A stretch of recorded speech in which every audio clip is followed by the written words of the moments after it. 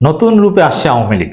হ্যাঁ, Awami League multiple option নিয়ে সামনে আগাচ্ছে এবং অন্য ফরম্যাটে আওয়ামী লীগ আত্মপ্রকাশ করবে এবং তার নেতৃত্বে সোহেল তাজ আসবেন। এজন্য প্রকাশ্যে ঢাকা বিশ্ববিদ্যালয় সহ বিভিন্ন জায়গায় কার্যক্রম শুরু হয়েছে। অবাক হচ্ছে? It's true. আওয়ামী লীগ কিভাবে নতুন রূপে আসতে চাচ্ছে এটা বোঝার জন্য জামাত ইসলামের দিকে একটু তাকান। যেমন জামাত ইসলামীকে যখন 2013-14 সালে নিষিদ্ধের আলাপ উঠেছিল গণজাগরণ মঞ্চে, তখন শাহ আব্দুল হান্নান জীবিত ছিলেন। তখন জামাতের একটা অবস্থান ছিল, জামাতকে নিষিদ্ধ করুক, জামাতকে সরকার একভাবে নিষিদ্ধ করবে আর জামাতের হাতে 100 অপশন থাকবে, যে 100 ভাবে জামাত সামনে আসবে বা নতুন রূপে আত্মপ্রকাশ করবে, ঘুরে দাঁড়াবে। আওয়ামী লীগ কিন্তু অনেকটা এরকম আগাচ্ছে।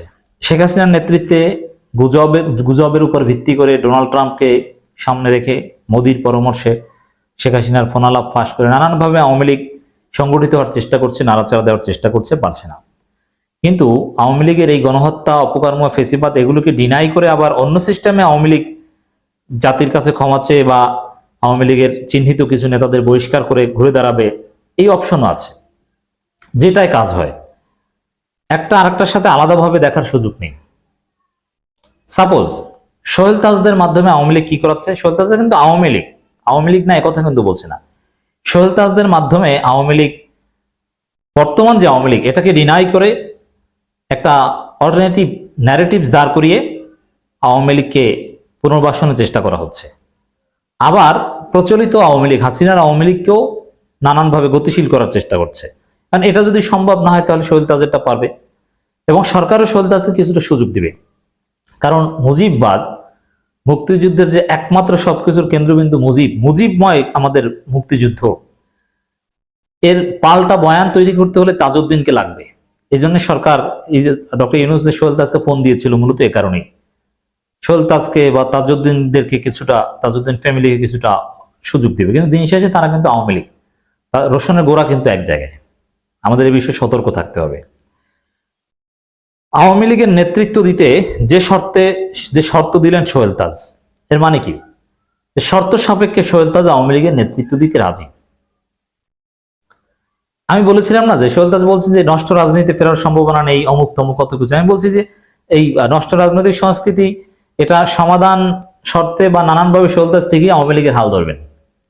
আওয়ামী লীগের সভাপতি না, অ্যাটলিস্ট আওয়ামী লীগ সাধারণ সম্পাদক বা এই টাইপের কিছু দায়িত্ব সোহেল তাজ পেতে পারেন।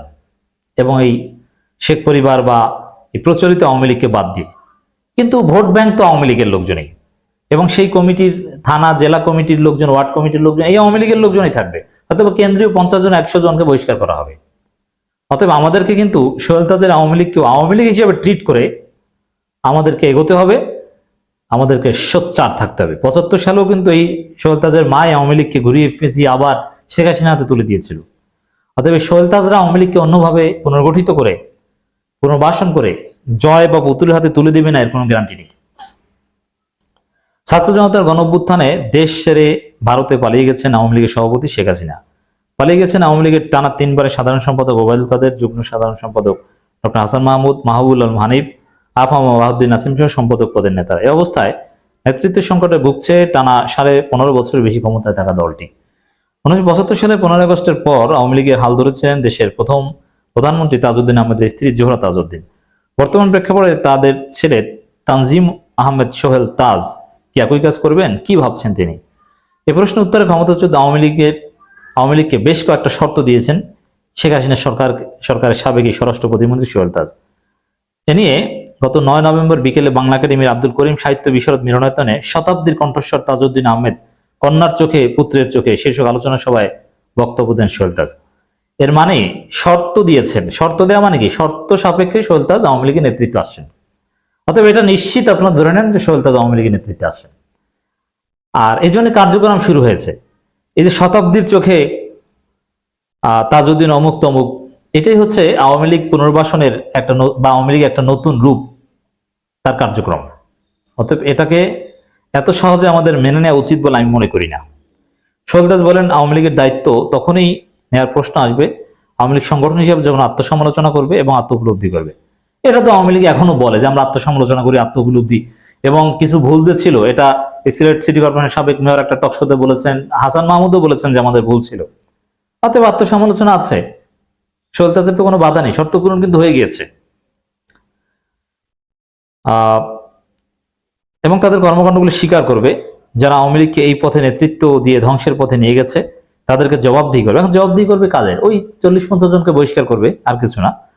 যারা হত্যা, খুন, গুমের সাথে জড়িত, দুর্নীতির সাথে জড়িত, তাদের বিচারের আওতায় এনে শাস্তি দেবে। এবং আওয়ামী লীগ যখন ক্লিন হবে তারপরে যদি তারা চায় নেতৃত্ব দেন, আমি বিবেচনা করব। আপনি নিশ্চিত ধরে নেন, আমি সোহেল তাজ হাসিনা পালানোর পরের দিন থেকে তার যে কার্যক্রম, আমি তখনই বলেছিলাম যে সোহেল তাজ আওয়ামী লীগের হাল ধরতে চায় এবং সোহেল তাজ আওয়ামী লীগের হাল ধরবে। সোহেল তাজ স্পষ্ট বলেছিল 5 আগস্টের পর একদিন যে না, আমি রাজনীতি ফিরবো না। আমি বলেছি রাজনীতি ফিরবে না, এই কথাটাই তার একটা রাজনীতি, ফিরবে রাজনীতিতে, নতুন বয়ান ক্রিয়েট করছে। নানান বিষয়ে আলোচনা আসছে যে কেন পদত্যাগ করেছিলেন সোহেল তাজ, এটাকে খুব গ্লোরিফাই করা হচ্ছে। সোহেল তাজ বলেন, আপনি যে হাতিয়ারকে ব্যবহার করবেন দুর্নীতি অনিয়মের বিরুদ্ধে, সেই হাতিয়ারই যদি দুর্নীতিগ্রস্ত হয় তাহলে আপনি কিন্তু কোনোদিন কামিয়াব হবেন না, বা আপনার উদ্দেশ্য আমি খুব উৎসাহ উদ্দীপনা নিয়ে ইন্সপায়ার নিয়ে যে কাজ হাত দিয়েছিলাম ইত্যাদি। অথচ বিডিআর বিদ্রোহ বা সেই ঘটনার সাথে সোহেল তাজের সম্পৃক্ততা আছে বলে এখনো ধারণা করা হচ্ছে। আশা করি তদন্তে বেরিয়ে আসবে। 5 আগস্ট আগেই আজ করতে পেরেছিলেন সোহেল তাজের, মানে আওয়ামী লীগ নতুনভাবে যে পুনর্বাসন করার একটা প্রজেক্ট শুরু হয়ে গিয়েছে কার্যক্রম, সেখানে 5 আগস্টকে ধারণ করা হবে, শিক্ষার্থীদের বিপ্লবকে স্বীকৃতি দেওয়া হবে। কিন্তু আওয়ামী লীগের ভোট ব্যাংক আওয়ামী লীগই থাকবে, এবং ওই নেতৃত্বে সোহেল তাজরা আসলেও জেলা, উপজেলা, ইউনিয়নে ঠিকই কিন্তু আগের লোকজনই থাকবে। বুঝতে পারছেন? অতএব আমাদেরকে সতর্ক হতে হবে, সজাগ থাকতে হবে। জনগণকে ভুল বুঝিয়ে যেন, বা সরকারকে ভুল বুঝিয়ে যেন আওয়ামী লীগ নতুনভাবে আবার কিছু করতে না পারে। সোহেল তাজকে সন্দেহের চোখে দেখুন।